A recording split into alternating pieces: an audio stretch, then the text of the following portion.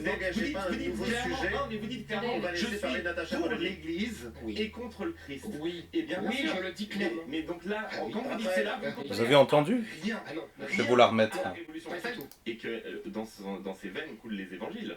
Simplement, ce que vous D'accord, écrivez dans votre, ce que vous écrivez dans, c'est très intéressant. Ce que vous écrivez dans votre livre, parce que même notre conception du christianisme nous oppose totalement. Tout à C'est-à-dire fait. qu'on est à Vous l'opposé. êtes pour le christianisme et moi catholique. Mais bien sûr, vous êtes, N'engagez pas un dites nouveau clairement, sujet. non, mais vous dites clairement, On va je laisser suis parler Natacha pour pour l'Église. Oui. et contre le Christ. Oui. Et bien Oui, sûr. je le dis clairement. Mais donc là, Ah oui, quand vous dites Après, Il le dit clairement.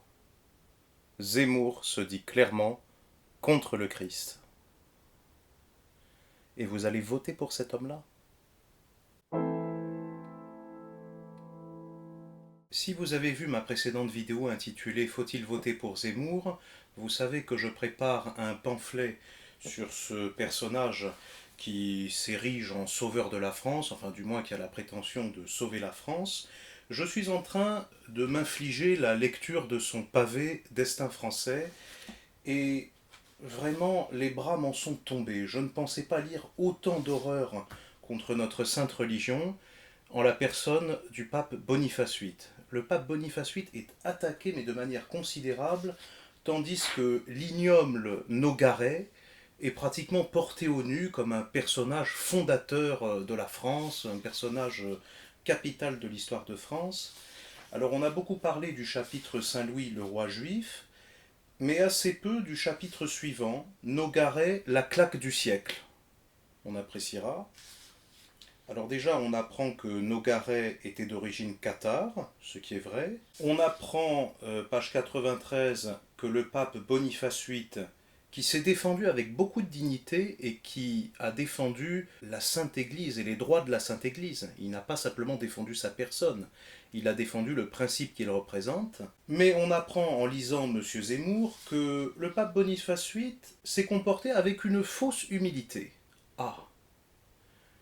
Pas du tout, il s'est comporté avec beaucoup de dignité, il a fait face, vaillamment, il était prêt à mourir en martyr, face à des accusations fausses, à un abus de pouvoir, et en progressant dans la lecture du livre C'est de pire en pire, toujours page 93, on apprend que Boniface VIII a une réputation justifiée de cupidité, merci, et de ladrerie à la fois. Il a accumulé toute sa vie d'innombrables prébendes et son goût du lucre n'a pas faibli en devenant le successeur de Saint-Pierre.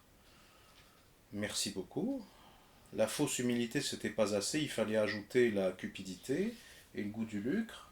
Alors ensuite, page 95, on apprend que le pape est allé trop loin. Non, il a rappelé la doctrine de l'Église, tout simplement. Là, bon, il est impérieux, orgueilleux, oui, bon, là, on a eu déjà la fausse humilité, l'orgueil, oui, c'est ça, exactement. Le pape est vieux, mais la vivacité de son esprit est intacte. Oui, mais pas pour le bien, vous allez le voir. Il a été de ces jeunes esprits brillants et iconoclastes, ah bon, qui n'hésitent pas à jongler avec les saintes écritures. Ouh là là, attention, il va traiter le pape de talmudiste, on n'est pas loin, là. Allant jusqu'à mettre en cause la virginité de Marie ou la réalité de la Trinité. Mais il est fou! Il est fou, ce petit Algérien berbère, ça va pas la tête. Pour la seule joie de la joute. Alors ça y est, le pape Boniface VIII est devenu un rabbin, subitement. Il ne manque plus que la barbe et ça y est, hein, voilà. Oui, la circoncision, ça c'est une autre affaire, voilà, enfin, bon bref. Pour la seule joie de la joute, pour le seul plaisir de susciter l'effroi sur les visages de ses vieux maîtres, n'importe quoi. Il ne se doutait pas qu'un jour, un roué légiste du nom de Nogaret retournerait ses provocations de garnement contre le pape chenu qu'il est devenu, l'accusant de tous les maux de la terre, hérésie, simonie, blasphème et même sodomie. Mais alors, voilà, donc le pape Boniface VIII s'adonne à des provocations de garnement, à des joutes en jonglant avec la Sainte Écriture, simplement pour provoquer. Non mais n'importe quoi. Où est-ce qu'il a vu ça, ce petit circoncis du Maghreb? Ça va pas la tête. Le pape joue sur les deux tableaux, le sacré et le temporel. On embrasse sa mule, le pape est vicaire du Christ et plus seulement vicaire de Pierre. Mais depuis quand est-ce que le pape est vicaire de Pierre? Le pape a toujours été vicaire du Christ. Ça, c'est plus fort que Gengis Khan le 1, si vous voyez ce que je veux dire. Moi, je veux protéger les Français. Ok, donc on fait une Donc, expérience pour de moi, pensée. l'immigration est devenue le danger mortel, pour la France et les Français. Donc il Si on faut pousse le arrêter. raisonnement, Donc quel on que fait soit, quoi? vous savez, Rome, vous savez pourquoi, comment Rome est tombée face aux barbares. Non mais est-ce que vous savez pourquoi? Non mais je vais vous dire pourquoi, parce que c'est la même chose. Dites-moi, Rome. Ils étaient, ce qu'on appelait les barbares, étaient poursuivis par les Huns. Et Gengis Khan. exactement. Et pour des raisons humanitaires, les Romains ont ouvert un mur pour laisser rentrer les barbares. Alors on apprend que le roi de France a besoin d'argent, un énorme, permanent, obsessionnel besoin d'argent. Philippe le Bel spolie et expulse les Lombards, il spolie et expulse les Juifs. Alors, on a la petite larme à l'œil. Mais ce n'est pas assez, ce n'est jamais assez, etc. Les biens de l'Église, voilà, on y arrive. Donc il veut prendre les biens de l'Église, il veut taxer les ecclésiastiques, et évidemment, le pape rappelle la doctrine de l'Église, tout simplement. Le clergé possède de grands biens depuis des temps immémoriaux, Philippe le Bel lève des décimes, le pape se récrie. Le droit féodal et les privilèges ecclésiastiques protègent le clergé, qui ne peut être ni jugé par la justice royale, ni imposé par le trésor royal. Oui, c'est normal. Bon. Philippe le Bel fait la sourde oreille, les conflits se multiplient. Voilà. Et après, Zemmour nous dit que c'est Boniface VIII qui est cupide. Non. C'est Philippe le Bel qui est cupide. Zemmour est un spécialiste de ce genre d'inversion. Si vous ne l'avez toujours pas compris, vous allez bien finir par le comprendre. J'espère. Après, il peut faire tous les discours qu'il veut au Mont-Saint-Michel. Il peut faire tous les discours qu'il veut au Mont-Saint-Michel. Moi, je l'ai écouté, son discours. Alors oui, il nous dit que Saint-Michel est le prince des armées célestes. Bon, très bien, et après, ça mange pas de pain de dire ça. Il pourrait très bien aussi nous faire un discours devant le Parthénon et nous dire que Athéna est la déesse de la guerre. Très bien, et après? Vous voyez, c'est pareil. Mais ce que vous n'avez pas entendu, manifestement, c'est que le discours de Zemmour au Mont-Saint-Michel, c'est un panégyrique de Charles de Gaulle. Le général de Gaulle nous a confié une mission. Aidez-moi. Il a éminemment plus parlé de Charles de Gaulle que de l'archange Saint-Michel. Je suis sidéré par la crédulité des gens qui sont censés être catholiques, qui sont censés être instruits, et qui se laissent berner tout simplement parce qu'ils veulent prendre leur désir pour la réalité. On leur présente des vessies comme des lanternes, et ils veulent y croire. Alors ils y croient. Je citais la plaquette de Monseigneur Join dans ma précédente vidéo. On ne peut pas voter pour quelqu'un qui souhaite maintenir la loi de 1905. C'est pécamineux. C'est un péché. Véniel, mortel, je ne suis pas assez qualifié pour le dire. Mais à mon avis, la question mérite d'être posée. Et les prêtres ont le devoir de prêcher sur cette impossibilité morale de voter pour un candidat qui veut maintenir la loi de 1905. Vous allez me dire, mais on peut voter pour qui alors? C'est très simple, pour personne. Personne. Ils sont tous pour la loi de 1905, ils n'ont tous que de la laïcité plein la bouche, et c'est toujours au nom de la laïcité qu'ils veulent combattre l'islam. Toujours. Alors je reviens à Boniface VIII, ce pauvre Boniface VIII qui est honteusement sali et calomnié par le petit séfarade Zemmour. Le pape envoie un légat pour protester auprès du roi, le légat est emprisonné. Ça se fait ça, d'emprisonner un légat du pape? Non. Quand on est un roi chrétien, on ne fait pas ça. Le pape publie une bulle de condamnation, la bulle est brûlée. Ça me rappelle Luther, ça. C'est tout à fait le comportement de Luther. Le pape fait pression sur les évêques français, le roi, appuyé par l'université de Paris, oui, c'est pas étonnant, tient contre le pape une assemblée générale où les députés des villes rejoignent les barons et les évêques le 10 avril 1302.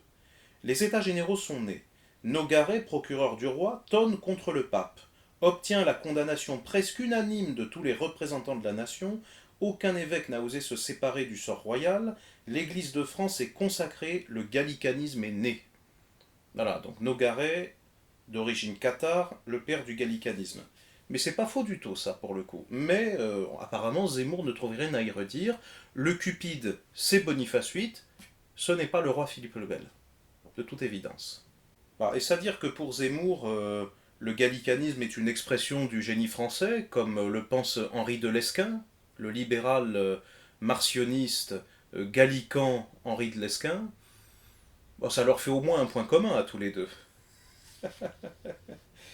Nogaret suggère alors au roi de lancer le procès du pape pour hérésie. Il est de son devoir de chrétien d'empêcher ce scandale d'un hérétique à la tête de l'Église. L'audace de Nogaret a arrêté une possible et dangereuse évolution théocratique de l'Église romaine. Oh, Nogaret nous a sauvés, ça alors.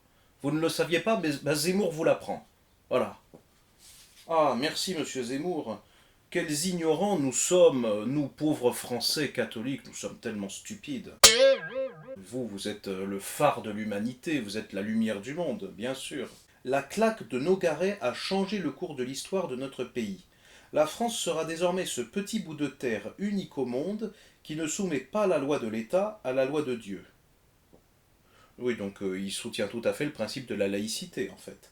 Nul sacré ne trouve grâce à ses yeux. Nogaret est l'incarnation à jamais de cette France aussi profondément chrétienne qu'anticléricale. Voilà. Donc ça, c'est la France expliquée par M. Zemmour.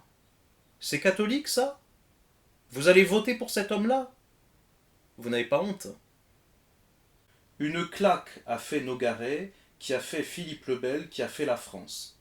Voilà, donc la claque de Nogaret a fait la France. Incroyable. Donc Zemmour porte au nu Nogaret, qui nous a protégés contre une dangereuse dérive théocratique, semble-t-il. Bon, là-dessus, il s'entendrait très bien avec Henri de Lesquen aussi. Et puis, la claque de Nogaret au pape Boniface VIII a fait la France. Mais c'est ignoble. C'est ignoble d'écrire des insanités pareilles. Alors, je vous le répète, vous allez voter pour cet homme-là? Honte à vous si vous le faites. Honte à vous. Et je vous invite à ne pas vous rendre aux urnes. Ce que le système redoute le plus, c'est l'abstention. Je discutais l'autre jour avec un ami et il me parlait de l'espoir que suscite Zemmour, y compris auprès de gens qui n'ont pas voté depuis des années et qui se réinscrivent sur les listes électorales. Mais c'est ça que veut le système, justement. Le système veut que les gens s'inscrivent sur les listes électorales. Ce que le système redoute le plus, c'est un taux d'abstention colossal. Parce que là, le président ainsi élu ne pourrait pas dire une majorité de Français a voté pour moi. Ben non, Coco, ça marche plus là. Donc c'est ça que le système redoute le plus. Donc, n'allez pas voter. De toute façon, vous ne pouvez voter pour personne. Tous les 12 candidats à l'élection présidentielle sont pour la laïcité. Ils souhaitent maintenir la loi de 1905. Donc, conformément aux principes rappelés par l'épiscopat français et par Monseigneur Join, vous ne pouvez pas voter pour ces gens-là. Vous ne pouvez voter pour personne. Le vote blanc n'est pas pris en compte. Ce qui est pris en compte, c'est l'abstention. Ne votez pas. C'est tout.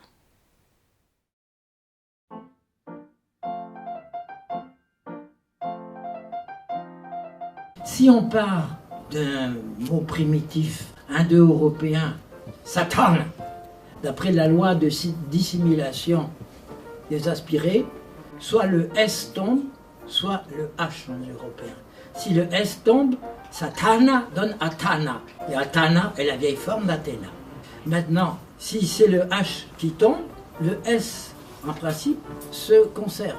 La capitale du Kazakhstan s'appelle Astana, ce serait peut-être la contraction de Athéna et Satana. Et la grande déesse du Caucase, dans les mythes relevés par Dumézil, c'est Satana.